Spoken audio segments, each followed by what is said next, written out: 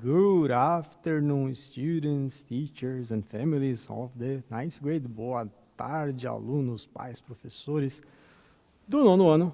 Today is a special class. Hoje é uma aula especial aqui. My name is Ed, as you know it. And here with me is João. Good afternoon, João. Good afternoon, Ed. Everything okay? I'm fine, João. I'm just great, thanks. Good afternoon, everybody. Hope you are okay and fine at home or at school. Welcome to this another class of English. Let's see if you can enjoy it as much as we will. Okay, there we go. Ok, nós temos uma, não é tanta surpresa, né, mas nós temos um convidado especial aqui, daqui a pouco a gente vai falar com ele, né, tal. Então o título da nossa aula é How to be a Professional Geek, então como ser um geek profissional, porque hoje é o dia do Orgulho Geek. Vocês podem ver que estamos com essa toalha aqui, né, que a gente está celebrando aqui, a gente já vai falar por que a gente está celebrando, né, tal. E vamos falar um pouquinho, assim, do material da aula de hoje também. A aula de hoje, for this class you will need... Para esta aula você precisará de your notebook, o seu caderno, a pen or pencil, uma caneta, um lápis. Isso. A gente deixou a referência aí do material, mas a gente não vai usar o material na aula de hoje, né? Porque a gente vai falar justamente dessas habilidades. Nossa, quantas habilidades tem aí? Então a gente vai deixar habilidades aí para os professores darem um print. Essas habilidades são muitas habilidades. A gente está falando o quê? De inglês no dia a dia, no caráter polissêmico, alcance da língua inglesa, como é que a língua inglesa é importante no dia a dia, no trabalho, né? E a gente também vai falar também a questão cultural da língua inglesa, né? Nas aulas de projeto de vida aí também a gente pode relacionar com isso, porque a gente vai falar sobre profissão, né? Então, lembrando que as aulas também, essas aulas estão disponíveis no repositório, né? Então tem o canal do nono ano aí pra gente. No repositório é só você colocar ali nono ano, né? Põe a data. Essa aula, lógico, o vídeo não está disponível ainda, mas assim que a aula estiver pronta, a gente vai colocar. Bom, sem mais demoras, vamos falar, ó, Today is Geek Pride Day. Hoje é o dia do orgulho geek. Geek Pride Day is celebrated on May 25th. Ok, o dia do orgulho geek é celebrado no dia 25 de maio. It's an initiative to promote geek culture. É uma iniciativa para promover a cultura geek. It's also called Towel Day. Também é chamado de Dia da Toalha. It's a tribute to the author Douglas Adams by his fans. É um tributo ao autor Douglas Adams pelos seus fãs. Douglas Adams is the author of The Hitchhiker's Guide to the Galaxy. Douglas Adams é o autor do Guia Mochileiro das Galáxias. On this day, fans have a towel with them, like in the book. Neste dia, os fãs têm uma toalha com eles, como no livro. The commemoration started on 15th May 2001, 2 weeks after Adams' death in 11th May. A comemoração começou no dia 25 de maio de 2001, 2 semanas depois da morte de Adam, no dia 11 de maio. Então, na aula do sexto ano, a gente trabalhou o conceito, né, de geek, o que quer dizer geek, né? E aí a gente pensou, né, quem seria o nosso geek supremo? Né? Quem seria a pessoa que poderia representar o Orgulho Geek? Então, a gente convidou o Mário Luiz Barroso, né? Vamos falar um pouquinho dele aqui. Our guest today, aparecendo na tela a biografia dele, que tem a ver também com a habilidade que a gente trabalhou de 8º ano de biografia, né? Então, he's a teacher, journalist and sports consultant. Ele é um professor, jornalista e consultor de esportes. He got his degree in journalism at USP and his MA in Science and Human Motion. Ok, ele conseguiu a sua graduação de jornalismo na USP e o seu Masters, né, o seu grau superior em Ciências Humanas do Movimento. He was an editor for Marvel and DC for 10 years. Ele foi editor da Marvel e da DC por 10 anos. He has translated X-Men and Spider-Man for 21 years. Ok, ele tem traduzido aí os X-Men e Spider-Man por 21 anos. He has a record of translating over 12,000 comic books since 1989. Uau! Então, tem um recorde aí de tradução de mais de 12 mil HQs desde 1989. And he broadcasts live interviews with the great names of comic books industry weekly at Mário Luiz C. Barroso at Instagram. That's it. Ele transmite então as lives, né, entrevistas aí, lives com os grandes nomes da indústria do HQ semanalmente neste endereço, Mário Luiz C. Barroso no Instagram. Então vocês agora fiquem à vontade de mandar perguntas aqui no chat. Então eu vou chamar agora o stand dos tradutores, Mário Luiz Barroso. Boa tarde, Mário. Oi, boa tarde a todos, boa tarde professores, boa tarde alunos do nono ano. Agradeço o convite aí do professor Ed Gomes, do professor Franco e, consequentemente, também ao Centro de Mídias da Educação, Secretaria Estadual de Educação e ao Governo do Estado. Então, Mário, a gente queria saber assim, né, como é que você se tornou um tradutor, né, de tanto desse repertório tão grande assim. Como é que foi para você virar um tradutor? Eu fui atrás do que eu queria, né? Obviamente, eu precisei ter uma base de inglês, no caso, né, pelo menos inglês, já que era o que me interessava. Mas a tradução ela envolve duas línguas. Então, você precisa ser, já que moramos no Brasil, tão bom na língua estrangeira, no meu caso é o inglês, mas poderia ser outra língua, quanto na língua de destino, né? A nossa língua, o português falado no Brasil. Não adianta entender tudo em inglês se na hora de você escrever em português, por exemplo, você tem sérios problemas ou você não consegue, né? E o bom português ele não vem só das aulas, ele vem de muita leitura de livros, né? Muitas pessoas têm dificuldade para ler livros, mas o segredo é leia o livro que você gosta. Se você gosta de Harry Potter, leia Harry Potter. Se você gosta de Senhor dos Anéis, leia O Senhor dos Anéis. Se você gosta de biografias sobre grandes astros do cinema, leia biografias. O importante é estar sempre lendo livros, jornais, principalmente porque hoje em dia, todos nós, por comodidade, escrevemos muito abreviadamente de forma errada por causa das redes sociais, né? Nós temos pressa, nós escrevemos VC em vez de você.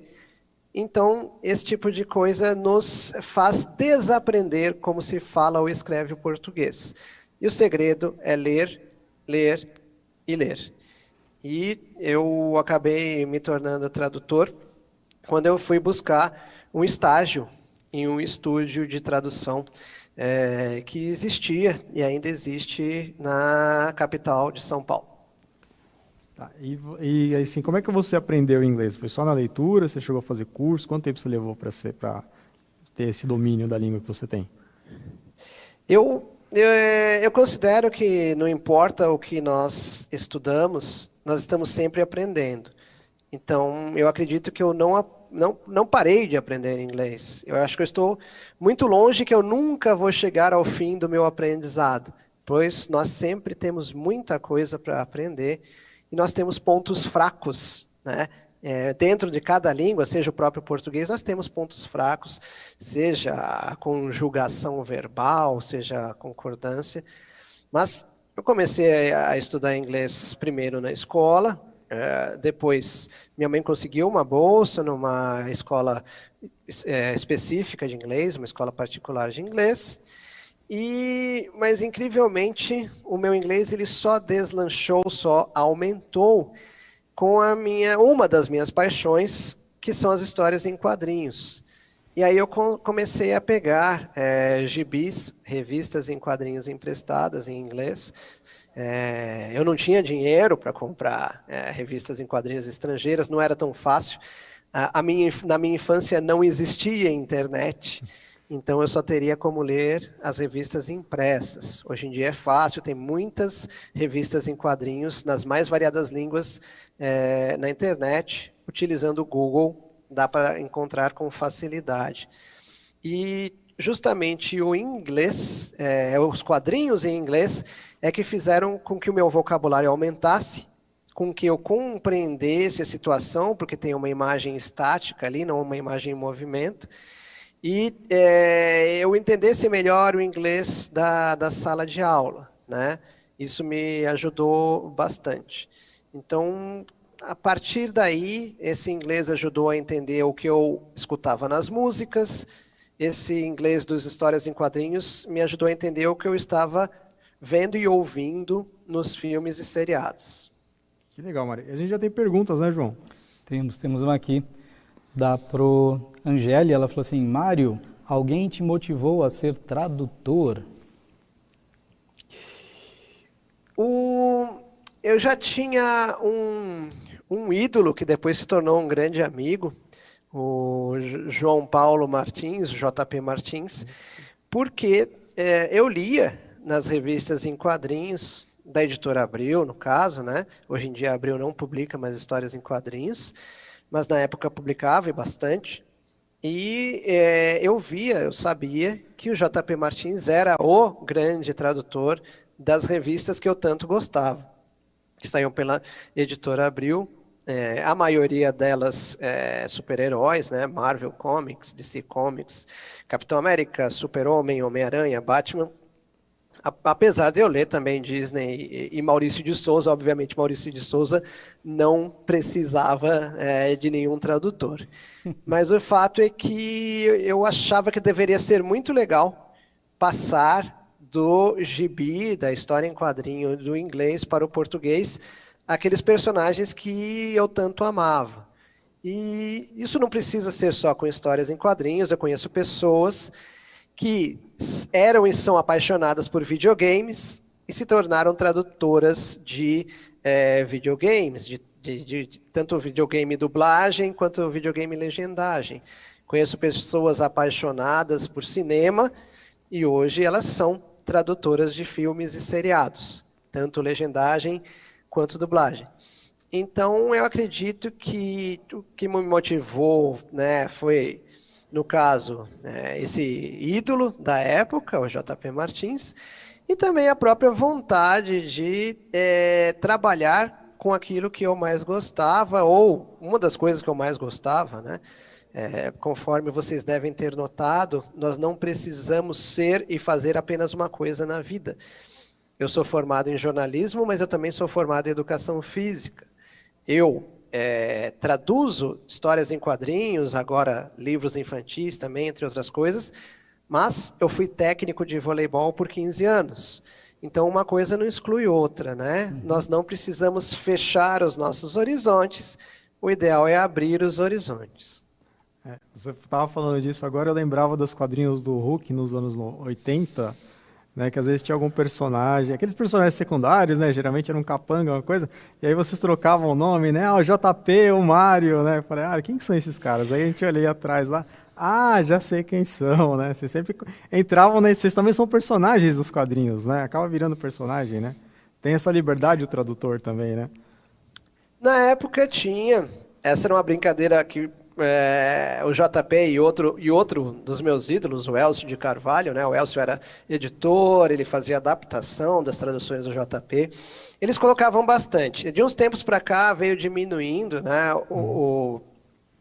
Houve uma certa mudança na postura dos editores, então essas brincadeiras foram sendo abandonadas. Mas se alguém for ler um quadrinho original americano, vai perceber que os americanos brincavam naquela época e continuam brincando até hoje. Lá a brincadeira está livre, existe uma liberdade para brincar com um meio que é um meio de brincadeira, afinal de contas é entretenimento, né? Obviamente nós levamos o trabalho como coisa séria, mas nada nos impede de nos divertir com os aspectos divertidos das histórias em quadrinhos. É isso aí. E a gente tem outra pergunta aí também, acho que é o do Jonas, né? Do Jonas. Isso. Just find it here. One second. Tem vários, pode ser qualquer, tem vários aí. Vamos lá. A Bruna mandou aqui pra gente, Mário. Mário, como você faz para traduzir as piadas de outra língua para a nossa, quando elas não existem em ambas as línguas? É Bruno, é isso? Bruna. Bruna. Oi, Bruna. Boa tarde. A sua pergunta é excelente. É extremamente difícil de traduzir uma piada de outra língua. Pode ser do inglês, pode ser qualquer outra língua. Nós temos um problema não só de língua, mas uma questão de cultura. E enquanto para algumas culturas certas coisas são engraçadas, para outras não tem a menor graça. E isso acontece bastante, tanto se for traduzir piadas do português para outra língua, como o contrário. Para quem gosta de podcast, eu tenho um podcast chamado Notas dos Tradutores, que eu faço com mais 2 tradutores amigos meus, o Carlos Rutz e o Érico Assis. É um podcast semanal, vocês podem procurar nos agregadores, Spotify, Deezer, etc. E nós entrevistamos um dos roteiristas da nova escolinha do professor Raimundo e do novo Zorra, né? Ambos programas que foram cancelados recentemente, mas ele é um roteirista de piadas, um roteirista de humor, que é o Ulisses Matos. E nós conversamos com ele sobre essa dificuldade, e ele falou que ele já traduziu piadas do inglês para o português, do português para o inglês, e ele fala que, infelizmente, muita coisa se perde, seja porque envolve muitos trocadilhos, e o trocadilho que funciona numa língua não funciona na outra, seja porque alguma coisa simplesmente não tem a menor graça de uma cultura para outra. Então, respondendo a Bruna, eu sou o mais fiel possível se a piada tiver graça em português, se for compreensível para o leitor que vai ler em português. Mas, se não, eu tento trocar por algo equivalente, algo parecido, etc. Porque muitas vezes, não todas, mas a maioria das vezes a piada ela não interfere no roteiro, não interfere na compreensão da sua história. Ela é apenas uma piada.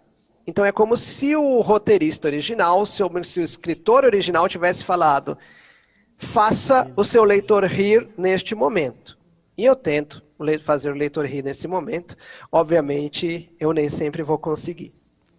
Então, na verdade, você também tem que ser, além de ser um tradutor, profissional de educação física, tem que ser comediante também, Mário. Tem que ter essa multiplicidade.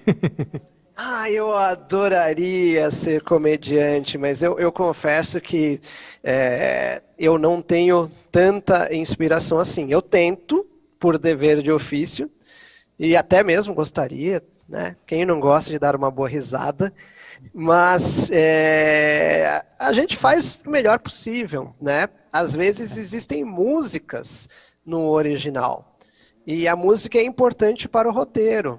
Então nós precisamos ser compositores também, de vez em quando, né? E nós, né, cada tradutor dá o melhor de si, e algumas vezes é bem sucedido, outras não. Ok, o Jonas tem uma pergunta aqui pra gente. What about the slangs e as gírias? How to solve this point? Como resolver esse ponto? Well, most slangs have their own equivalent in the Portuguese language. So, some slangs are mentally, automatically translated into Portuguese. Let's get a very, very old slang. When in English people say, it's raining cats and dogs. In Portuguese, the most similar one is, está chovendo canivetes. Ou seja, existem equivalências, nós traduzimos quase automaticamente, precisamos ver o contexto, e existem algumas gírias que realmente não tem como traduzir. Se nós formos traduzir alguma gíria mais moderna, por exemplo, essa é possível de ser traduzida e foi, né? Em inglês surgiu a gíria ou o estilo de falar, de fazer uma afirmação e terminar com a palavra not, N-O-T. Em português, nós temos o nosso querido só que não. Então, existem algumas coisas que são automáticas e outras a gente adapta da melhor forma possível. Uma coisa que a gente acho que você já comentou em algumas matérias, até para algumas revistas, a tradução de nomes de personagens. Alguns você traduz ou traduziram, outros não. Por que o Batman é Batman, mas virou Batman, né? Mas o Spider-Man é Homem-Aranha, né? Rogue, por que o Wolverine não virou Carcaju? Como é que vocês fazem essas decisões de traduzir ou não o nome dos personagens? A maioria dos personagens, principalmente os famosos, a maioria já está batizada. Então nós temos uma lista em Excel, né, no programa Excel do computador, nós temos uma lista gigantesca de nomes, com milhares de nomes, não só de personagens, mas como veículos, armas, países fictícios, mundos fictícios e assim por diante, né? Então, muitas vezes está fora de nossas mãos. Quando eu comecei a traduzir, tanto o Batman, ou Batman, como o Wolverine, ou Wolverine, eles já estavam com o nome mantido em inglês, assim como vários outros. Isso depende do editor, que é quem manda na revista, e para o qual o tradutor trabalha. Então, nem sempre o tradutor pode decidir. Se surge um personagem novo, o tradutor traduz, e depois o editor diz se a tradução dele foi aceita ou não. Particularmente, eu prefiro traduzir tudo.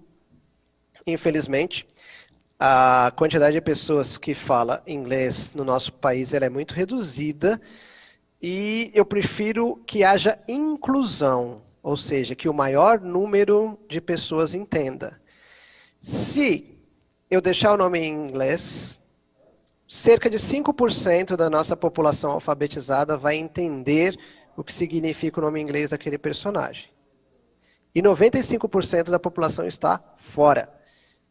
Eu prefiro deixar em português para que 100% da população alfabetizada entenda. Ou seja, se eu traduzir, quem fala inglês vai entender. E quem não fala inglês vai entender também.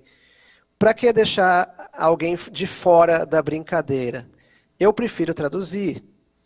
Se eu tivesse traduzido Wolverine pela primeira vez, certamente ele se chamaria Carcaju. E antes que se estranhem, adoro usar o exemplo de uma banda, né? O Wolverine foi criado em 1974. Eu vou citar uma banda que, tudo bem, provavelmente os pais e avós de vocês do 9º ano escutavam, vocês talvez não conheçam, mas perguntem para eles, eles vão confirmar. A banda chama Paralamas do Sucesso. E Paralamas do Sucesso é um nome muito estranho. Mas os pais e avós de vocês estão mais do que acostumados com esse nome e não acham nada estranho. Então, Wolverine, se ele chamasse Carcaju, certamente vários de nós, na nossa infância, colocaríamos canetas fingindo que são garras entre os dedos e falaria, eu sou o Carcaju e eu vou te estraçalhar. Bub virou xará, né? Então, virou xará. Acontece, né? E Bub é uma gíria canadense, né? É uma marcação de fala canadense, que marca o estilo do personagem, né? Também não fui eu, não tenho esse mérito de ter convertido o Bub, que é essa gíria canadense, que quer dizer xará, amigo, amigão, meu chapa, parceiro, amigo, brother, parça, o que você quiser.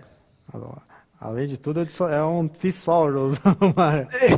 Obrigado, é obrigação do ofício. É automático já esse processo?